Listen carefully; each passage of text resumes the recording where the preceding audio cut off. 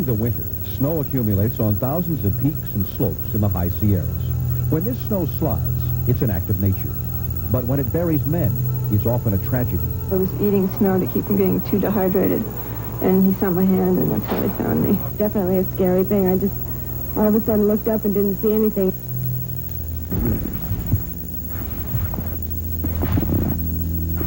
Anytime it snows 4 inches or the wind blows for an extended period of time, we can have an avalanche hazard.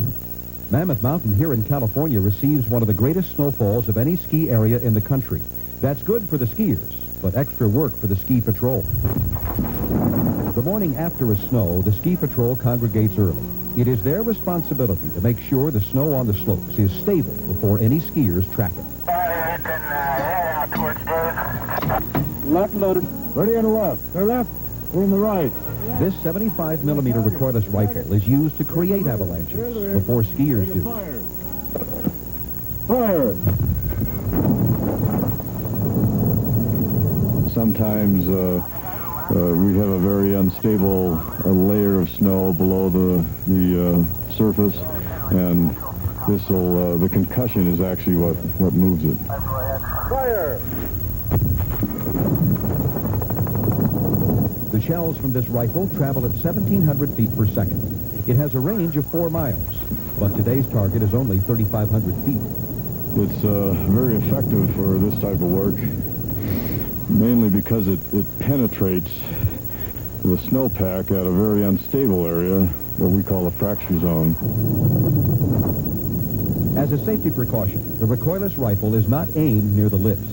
To check the stability of this area, hand charges are used.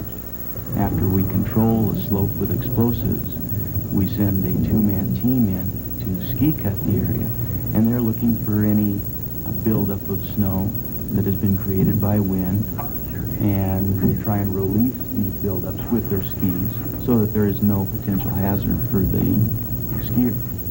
Sometimes it'll break above you, and you'll go with the slide for ways, and sometimes that's kind of like why we do it, is so it can push it below us instead of getting caught in the slide that comes above us. Excess snow can also pose a problem off the ski hill.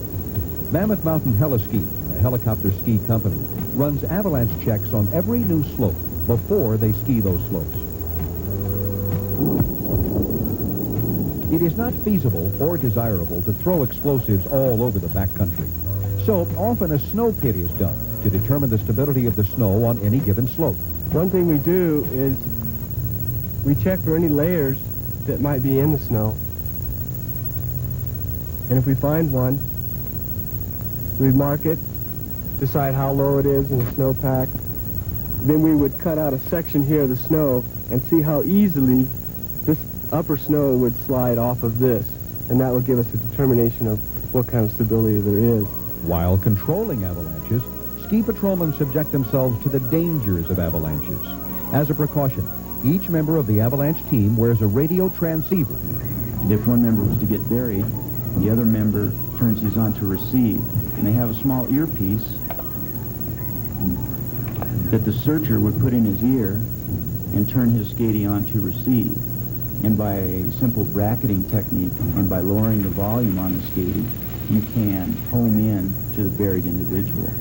Avalanche control cannot totally eliminate the threat of an avalanche, but for the general public, it does